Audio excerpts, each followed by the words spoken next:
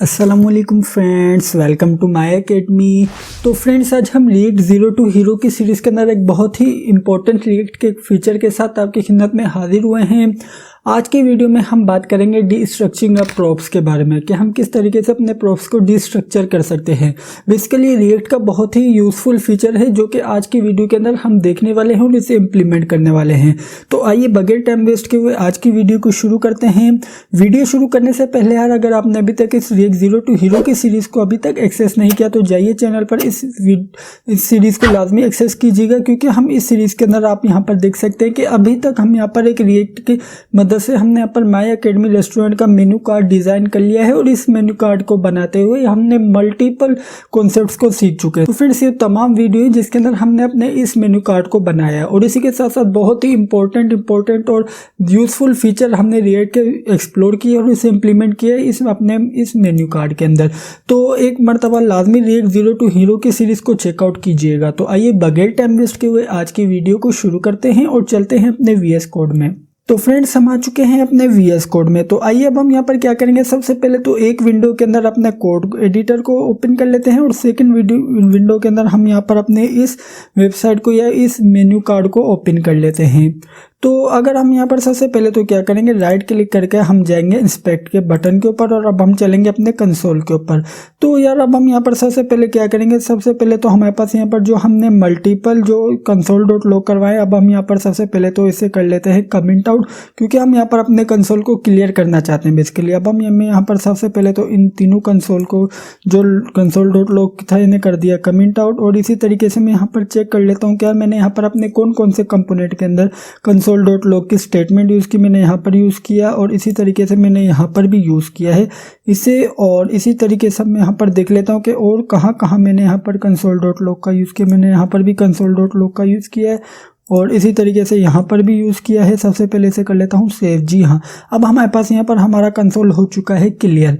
तो फ्रेंड्स, हमने रिएक्ट के अंदर जब रिएक्ट ज़ीरो टू हीरो की सीरीज़ देखी थी तो इसके अंदर हमने लास्ट वीडियो के अंदर जाना था, बेसिकली वीडियो नंबर 5 थी या टॉपिक नंबर 5 था, जिसके अंदर हमने जाना था कि बेसिकली प्रॉप्स होते क्या हैं। इसके अंदर हमने देखा था कि हम किस तरीके से प्रॉप्स की मदद से अपने एक पेरेंट कंपोनेंट जो है वो चाइल्ड कंपोनेंट को डेटा पास कर सकता है। तो अगर आपको प्रॉप्स का कॉन्सेप्ट क्लियर नहीं है तो काइंडली जाकर इस वीडियो को लाजमी चेकआउट करें, उसके बाद आप यहाँ पर इस वीडियो को कंटिन्यू करें। इट्स माय रिकमेंडेशन, ठीक है।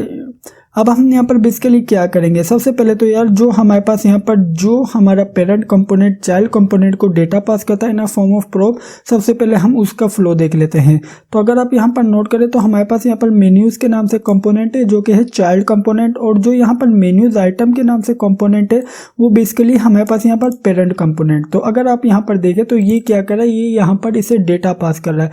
तो अगर मैं यहाँ पर कंसोल डॉट लॉग करूँ तो आप यहाँ पर देखिएगा कि हमारे पास यहाँ पर मेन्यूज़ जो हमारे पास यहाँ पर जो डेटा है वो आ रहा है is in form of object. तो अगर आप यहाँ पर नोट करें तो हमारे पास यहाँ पर एक प्रॉप्स आ रही है, इसके अंदर बेसिकली क्या है, उसके अंदर हमारे पास यहाँ पर मेन्यू अंडरस्कोर ओबीजे के नाम से एक ऑब्जेक्ट क्रिएट हुआ है।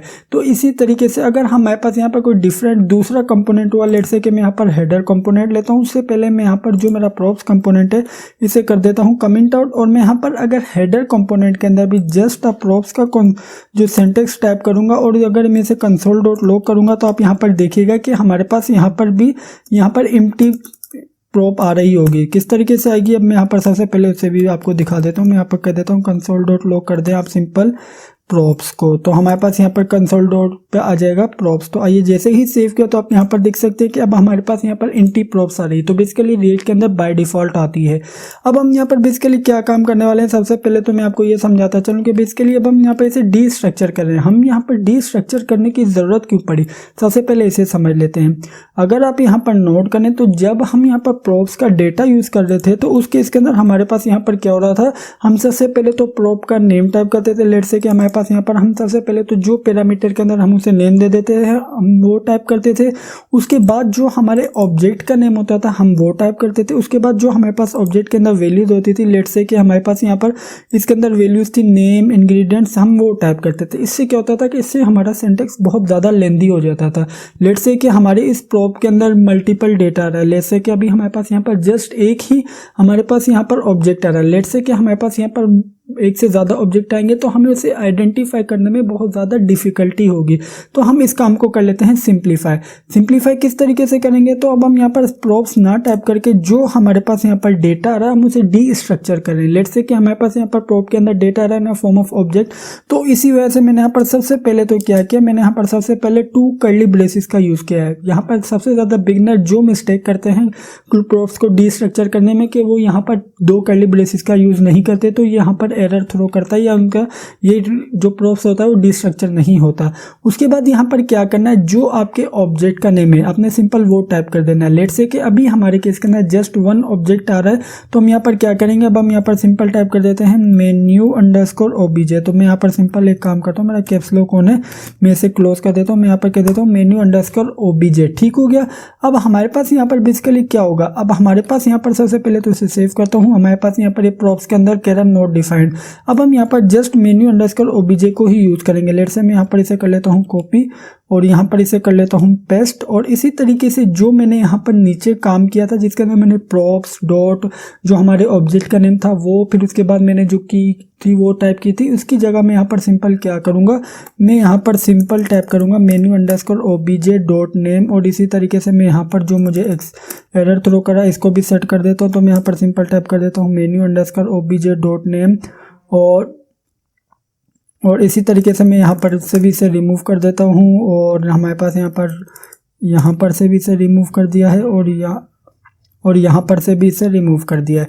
तो आइए सबसे पहले सेव करते हैं। तो जैसे ही सेव किया तो आप यहाँ पर देख सकते हैं कि अब हमारे पास यहाँ पर इशू भी जा चुका है, और अब हमारे पास यहाँ पर जो menu_obj आ रही है वो इन फॉर्म ऑफ ऑब्जेक्ट आ रही है। इसका मतलब ये है कि हम यहाँ पर जो इसके लेयर वाइज जाते थे, जिस तरीके से प्रॉप्स के अंदर जो हमारा ऑब्जेक्ट का नेम होता था वो, और उसके बाद जो हमारे पास उस ऑब्जेक्ट के अंदर जो की होती थी उसका नेम टाइप करते थे, तो हमने यहाँ पर इस लेयर को थोड़ा फिल्टर आउट कर दिया। हम डायरेक्ट जाएंगे ऑब्जेक्ट के पास, ऑब्जेक्ट के पास जाने के बाद हम जस्ट उसकी की उठा लेंगे। तो इस तरीके से हमारे पास यहाँ पर हमने अपने प्रॉप्स को डी स्ट्रक्चर कर लिया।